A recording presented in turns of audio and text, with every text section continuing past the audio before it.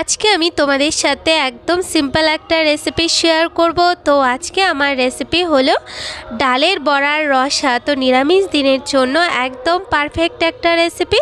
তো চলো দেখে নিই এই ডালের বড়ার রসা বানানোর জন্য কি লাগছে। তো প্রথমে আমি এখানে আগের থেকে ছোলার ডালকে ভিজিয়ে রেখেছিলাম। এরপর ছোলার ডালের থেকে জলটা ঝরিয়ে ওর মধ্যে কয়েকটা কাঁচা লঙ্কা দিয়ে ওটার আমি পেস্ট বানিয়ে নেবো। এরপর আমি ওর মধ্যে পরিমাণ মতো লবণ, হলুদ আর দিয়ে দেবো একটু কালো জিরে। এরপর আমি ভালো করে এটাকে একটুখানি মিশিয়ে নেব।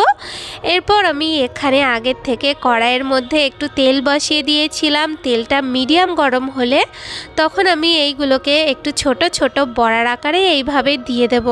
তো বড়াগুলো আমার দেয়া হয়ে গেলে যতক্ষণ বড়াটা ভাজা হচ্ছে ততক্ষণ আমি এই দিকে একটা মশলা বানিয়ে নেব। তার জন্য এখানে 1 চামচের মতন দই, পরিমাণ মতো লবণ, হলুদ দিয়ে দিয়েছি, লঙ্কার গুঁড়ো, জিরের গুঁড়ো, ধনের গুঁড়ো আর এখানে আমি দিয়ে দেবো একটুখানি জল।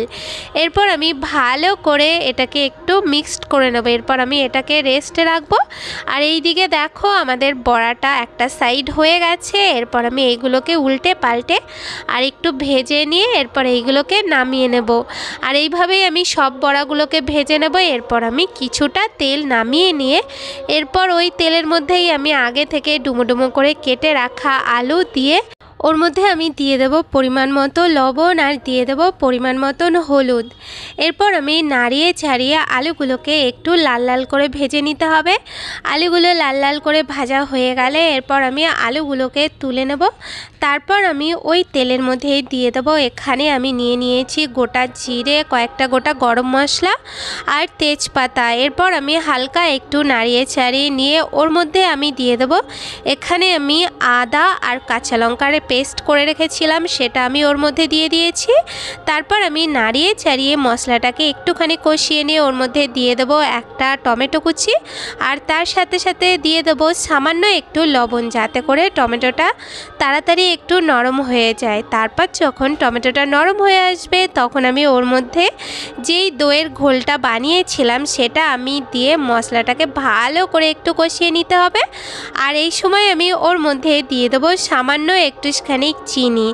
তারপর যখন মশলাটার থেকে তেলটা ছাড়া শুরু করবে তখন আমি ওর মধ্যে দিয়ে দেবো ভেজে রাখা আলুটা। এরপর আমি নাড়িয়ে চাড়িয়ে একটু কষিয়ে নিয়ে তারপরে আমি ওর মধ্যে দিয়ে দেবো গরম জল। আচ্ছা, এখানে কিন্তু একদম ঠান্ডা জল ব্যবহার করবে না, এখানে কিন্তু গরম জল দিতে হবে।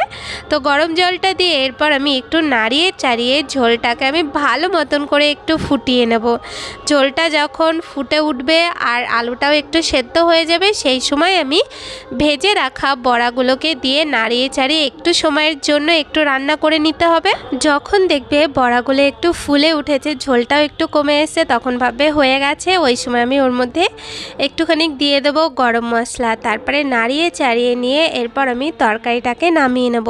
তো এই যে দেখো আমাদের তৈরি হয়ে গেল ছোলার ডালের বড়ার রসা। তো রেসিপিটা কেমন লাগলো আমাকে কিন্তু অবশ্যই বলো, ভালো লাগলে অবশ্যই বানিও। আজ এই পর্যন্ত, দেখা হচ্ছে নতুন রেসিপির সাথে। টাটা।